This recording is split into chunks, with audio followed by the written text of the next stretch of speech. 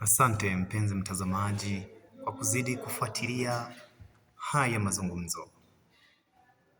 Hii ni sehemu ya 3 ya kipindi chetu cha laana.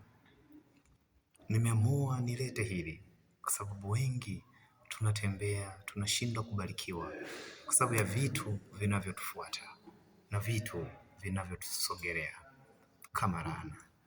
Leo tuko katika sehemu ya 2 ya laana.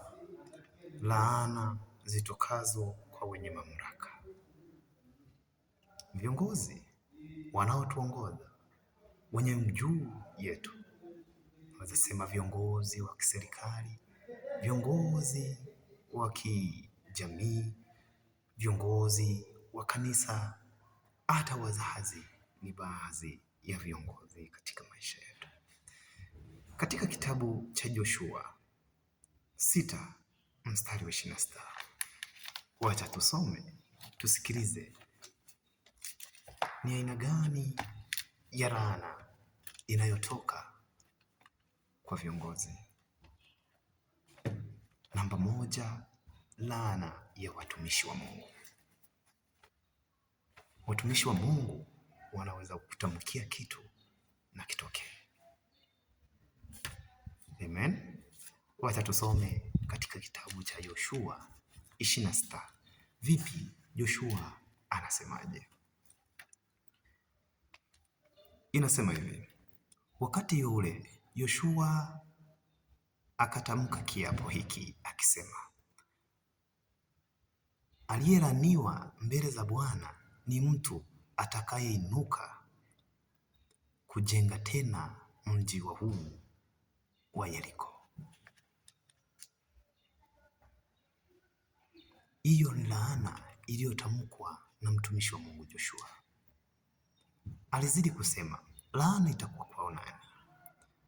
Kwa gharama ya mzaliwa wa kwanza wa kiume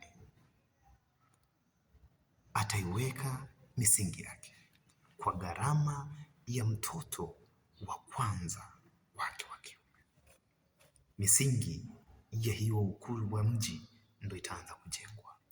Unaona sasa laana imefata kizazi cha huyo mtu atakayesimama kujenga mji tena.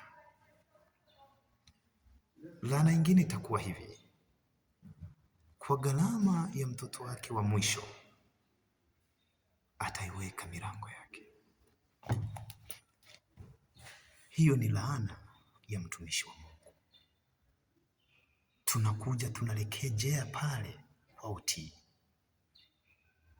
Mungu anafanya mambo yake tofauti tofauti, na watumishi wa Mungu ukiona ametamka kitu, jua kuna sababu. Lazima ufuatilie ni sababu gani iliyofanya haya yote yanatendeka. Laana zingine hutolewa hata na watumishi wa Shetani. Balaam anatumwa kuja kuwalaani wana wa Israeli, na wana wa Israeli kwa upande mwingine isingekuwa wanalindwa na Mungu, ina maana Balaam laana yake ingewashika. Wapendwa, mamlaka iliyowekwa na Mungu imeandikwa katika kitabu cha Waefeso 2:2. Mungu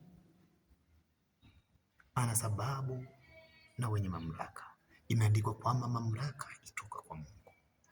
Lazima tuchunge jinsi tunavyoenenda na jinsi tunavyoongea juu ya watumishi wa Mungu, juu ya watu wenye mamlaka.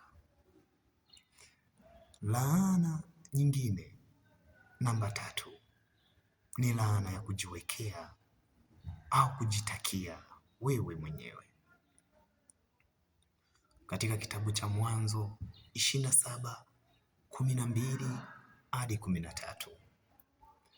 Nyingine ni maagano ya nafsi yenye hayana uhusiano na kibibilia. Yote hayo yatasababisha laana juu ya maisha yako. Namba 4, kingine ni kwamba zingine laana hutokea katika maombi. Maombi tunavyoomba inaweza leta baraka au laana. Kitabu cha Yakobo 3:14 hadi 15. Tumeishi katika ulimwengu na tunajiuliza, sawa, umenisikiliza mpenzi mtazamaji, alafu najiuliza, mimi nimekamilika, kwani mtu mwenye laana anakaaje?